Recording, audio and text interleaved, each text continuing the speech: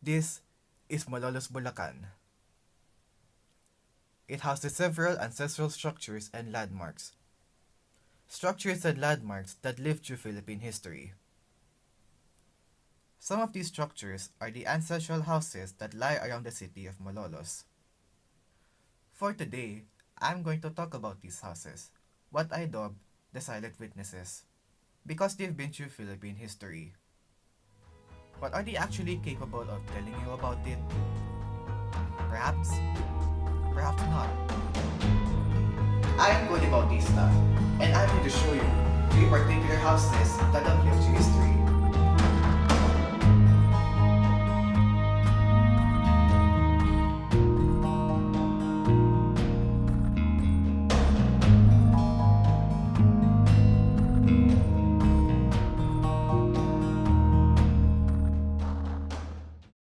As I said earlier, important events have occurred in many of the houses in Malolos that shape history in the Philippines.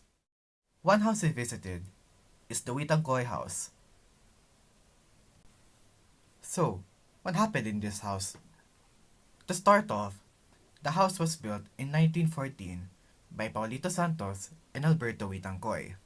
Alberta was one of the founding members of the Women of Malolos. What is the Women of Malolos, you may ask? That movement actually goes way back before this house was built. A group of women, 20 of them, most of them cousins, sisters, they were called Barcada. They wanted to study Spanish, okay, in the evening. And during the time, you don't expect, or it was not expected that women would like to be educated. Because during the time, this happened December 12, 1888. During the time, the women were supposed to be for the house alone. You know, they should know how to cook, to clean the house, to sew, and they were supposed to be household only, for the household only. Only the men were supposed to study.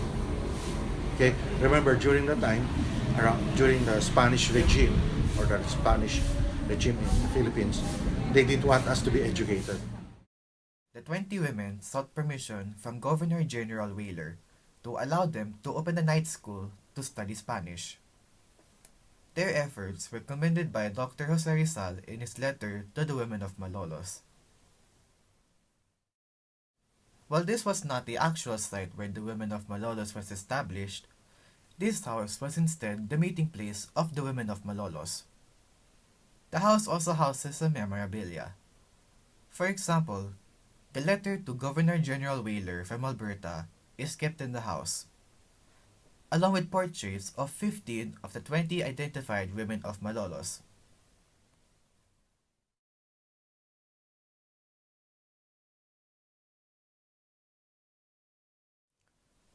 Downstairs houses the painting showing Wheeler meeting the women of Malolos.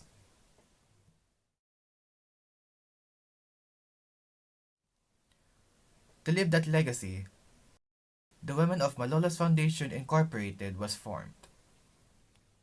Our purpose is to restore the house, not only because of aesthetics, not only because people would say, "Wow, beautiful house," but more importantly, we want to restore the house because we want to show, especially the young generation, that once upon a time there lived in this house a hero by the name of Alberto Witangkoy Santos. One house I visited is the Tan Jose Bautista de los Santos house. How did this house come to be, you may ask? The house was built in 1814 by Jose and Felipa Tanhosoy, making this house the oldest surviving house in Malolos. This house is 200 years old. It was built in 1812, and it's the oldest standing among the five old houses here in Malolos. The ground floor of this house was where the Tanhosoys also had their candle making workshop. At the time, there was no electricity, so candles were very important. The house was eventually passed on to their granddaughter, Loreto Tanhosoy. She married Antonio Bautista, and both of them raised their children at that very house. Antonio Bautista, the one who inherited this house, is the aide-de-camp of President Emilio Aguinaldo way back.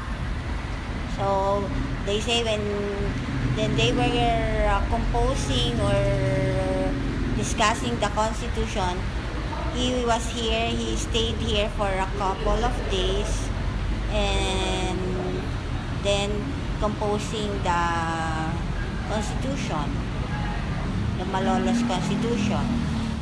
Besides Aguinaldo, a few notable visitors of this house were Ramon Magsaysay, Manuel L. Quezon, and even Ferdinand Marcos. Right now, the granddaughter, also named Loreto, is the current resident of the house.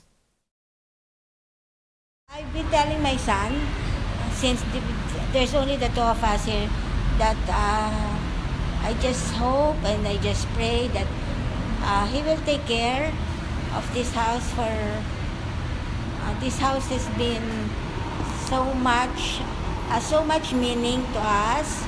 We had very happy memories, happy childhood here, and we've been blessed with so much because of this house. That's what I believe in, because my grandma, my mom, they've been very well and they've been very blessed because of this house. That's what I believe in. That's why I've been telling my son to, whatever happens, if he wants to build a house of his own somewhere, but please don't forget or don't abandon this house, because all our living came from this house.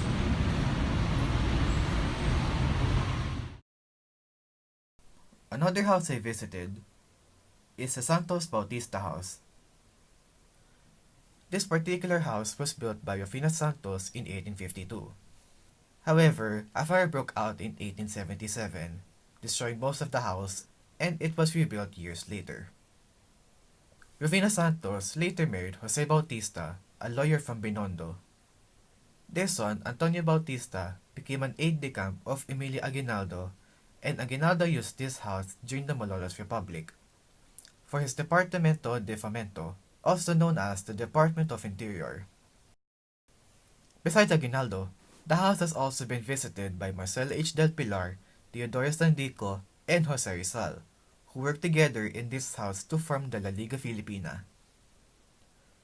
The house was eventually passed on to Antonio's son, also named Jose, and the house is currently occupied by Jose's son, Des Bautista.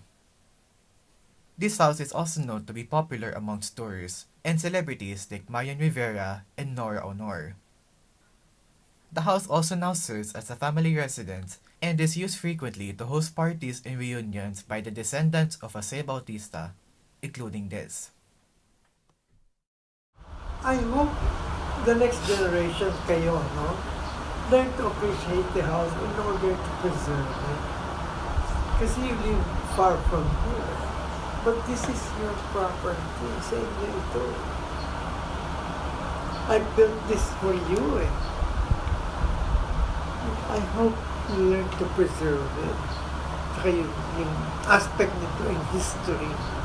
Many people see this as historically important. I hope kayo you see it.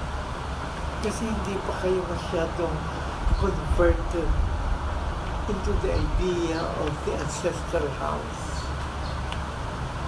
I hope you learn to appreciate it and preserve it. Just because of the function in the history of Malolos, that dapat must also have a function in your lives. To reiterate, these houses have shaped Philippine history in many ways, big or small. This is why I call these houses the silent witnesses, and I hope that in the future, these houses will be silent no more.